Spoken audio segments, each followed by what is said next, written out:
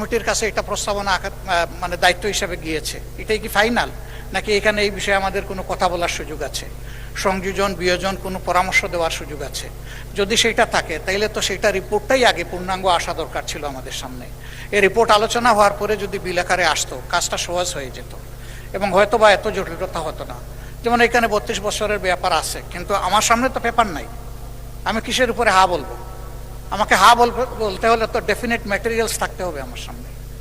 মাননীয় স্পিকার, বিষয়টা এমন যে দুইজন বয়স্ক বন্ধু, আমি 1 মিনিটে শেষ করব, একসাথে রিক্সায় চড়তেছেন।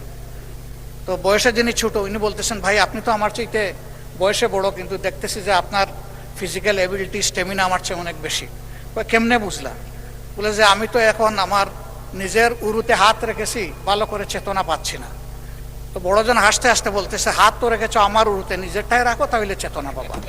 ধন্যবাদ মাননীয় স্পিকার।